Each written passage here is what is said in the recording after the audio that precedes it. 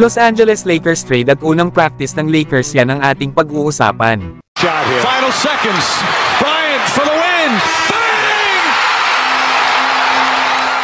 Los Angeles Lakers maaari daw na kumuha ng mga players na talagang kinakailangan nila this upcoming season, na kung saan ay makukuha nila itong sila Jalen Duren at Tim Hardaway Jr. mula sa Detroit Pistons, na para makuha ng Lakers ang dalawang players na ito, ay kinakailangan nilang ibigay sila Jared Vanderbilt, Gabe Vincent, Maxwell Lewis at isang 2029 first round pick. Sa trade nga na ito ay magkakaroon ng Los Angeles Lakers ng isang bata na sentro kasama ang isang veteranong sharpshooter. Ito nga ang kulang sa kupunan nila LeBron at Anthony Davis, na tamang-tama nga lang daw itong si Jalen Duren na ilagay ng Lakers kasama ni Anthony Davis sa kanilang frontline.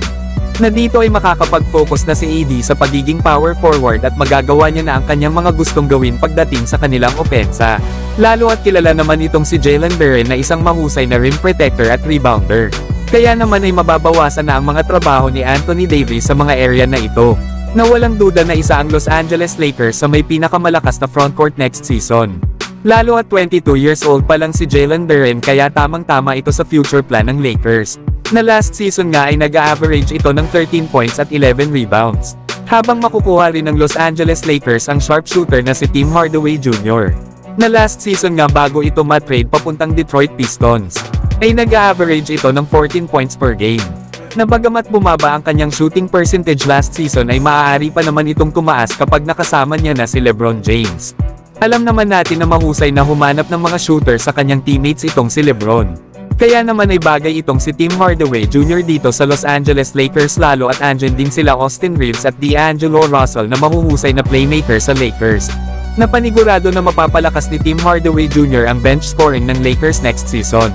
Para naman sa Detroit Pistons, bagamat gusto daw nilang mapanatili ng matagal sa kanilang kupunan itong si Jalen Duren, ang kaso ang problema ay tatlo sa kanilang mga batang players ang hindi mga shooter.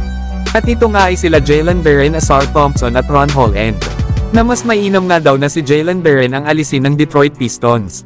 Lalo at nakikita nila ang dalawang pang players na sila Ausar Thompson at Ron Holland na malaki ang potential na maging two-way threat sa NBA.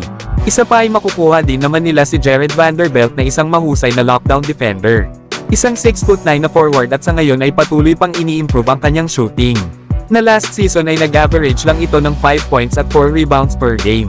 Lalo at nasa 29 games appearance lang ito para sa Lakers last season dahil sa injury. Kaya kung mananatiling healthy si Vando next season, ay solid ito sa Detroit Pistons na lalong lalakas ang kanilang depensa, habang makukuha din nila ang veterano na si Gabe Vincent.